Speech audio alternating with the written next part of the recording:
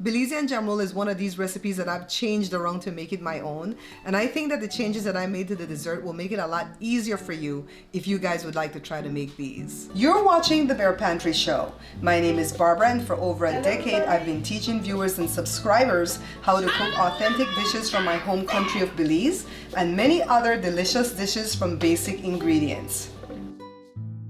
Before I get into the making of the pie dough itself, let me tell you one of the major changes that I made to this dessert. So the jam roll is supposed to be made by rolling out a piece of pie dough, put the jam right down the middle, and then fold a piece of the dough over on the jam, fold the next piece of dough over on top of that dough, and then fold the ends in and mash it with a fork, prick it, and then you put it on a tray like this, and then you're gonna have rows of it, however many can fit on the trays, right? And then you bake it off, and then when it's cooled, you chop it up like this, and this is what you get. The end is a lot of dough like this, and then the middle part has a lot of jam falling out the middle, right? So let me show you first of all how to make the pie dough. I learned how to make pie dough 30 years ago from a friend's mother, and she taught me to measure with coffee cup and a pot spoon like this, guys.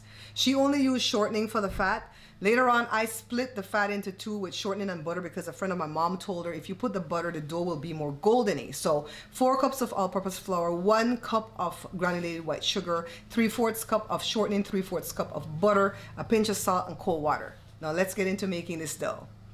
So if you notice what I'm doing here, I'm just working the fat into the flour. And the butter is not even cold from the fridge. It's room temperature butter, okay? But it's not too melty. So just make sure it's kind of firm. So then pour the cold water in and just work the water into the dough to make it wet. Don't get it too wet, all right? So pour the water in a little bit at a time. Just a little bit more. And you notice I have ice in the cup, cold ice water, all right? So now work it around the bowl like this to gather all the dry stuff. Dump it out on the countertop. And then start to frise or fraisier. I think that word is fraisier the dough. Mash it out with the heel of your hand like this. Stop, wash your hands, dry them off, because that's going to make handling the dough easier. And then come back and frise or fraisier some more. Mash it down like this, put it in parchment, and put it in the fridge at least 15 minutes. You can go longer, but at least 15 minutes. If you do it overnight, you're gonna have to take it out the next day and thaw it out for a little bit before you handle it, all right? So get it from the fridge, cut it into 2 because we need a top and a bottom for what we're gonna be doing. So you wanna put a flour countertop, or you wanna put flour on the countertop. Roll out 1 piece of the dough to about 1/8 of an inch thick. You don't want it to be too thick on the bottom because then it's going to be too much dough, right? So I just put my tray on top to measure it. I roll it up like this on itself. You can roll it on a rolling pin if you want. You can fold it into 4. And I'm sorry, guys. Somebody's mowing their lawn. There's a lot going on today, but I have to get this recipe done for you guys. So just tune out the background. So roll it out.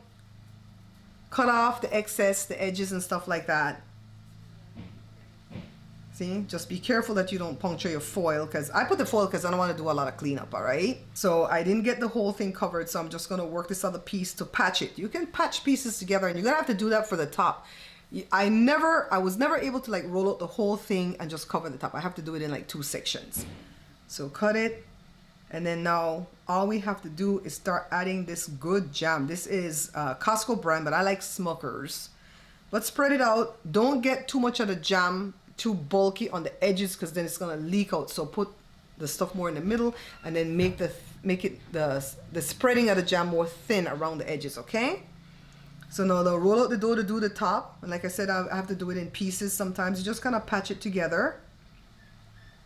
See, 1 piece first, and then the other piece. Just kind of patch it around. And then all that's left to do is to stab it with the fork. This is a fun part. Yes, stab it, girl. Stab. Bake it at 375, all right? And it bakes for a while. It takes a good 45 minutes to an hour for this to bake. This is not one of these things that you want when you're rushed for a dessert, okay? After it's cooled down, just remove the whole foil from the tray, and then you start cutting up into bars like this. And this way, you get all the jam in the middle, nothing's falling out, and you just get enough dough. All right, so let's taste.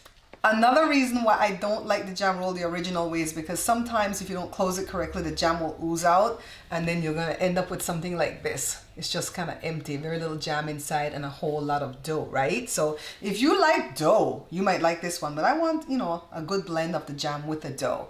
So I like it my way better, of course. The kids call this more like a Pop-Tart. I like that you could cut it big, you could cut it small, so if you're having a gathering, you can make it stretch, right? So before I taste, I want to remind you guys that if you have a show idea, or if you want to become a sponsor to the show, hit me up at this email below, bearpantryshow@gmail.com. Don't forget to like, share, subscribe, and of course, comment. And also, check out my reels on Facebook. I'll put a link below, and check out my shorts right here on YouTube, all right? They're doing really well. Thank you guys so much for helping me out with that, right? So let's taste.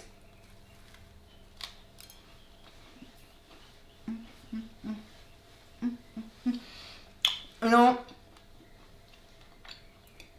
whenever I give these to my white friends, they eat these for breakfast. I don't eat sugary treats for breakfast.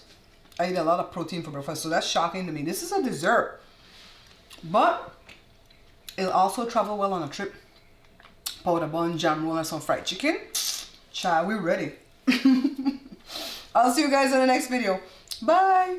Remember guys, we're not buying this book. Pick up a copy of this book instead. Beans and Rice Volume 2 is the only Belizean cookbook backed by the Bear Pantry Show.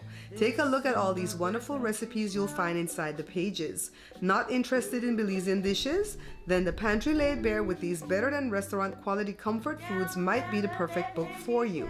Only need a small batch or a meal for two? Then pick up a copy of No More Leftovers. Each book has many choices of delicious dishes from basic ingredients.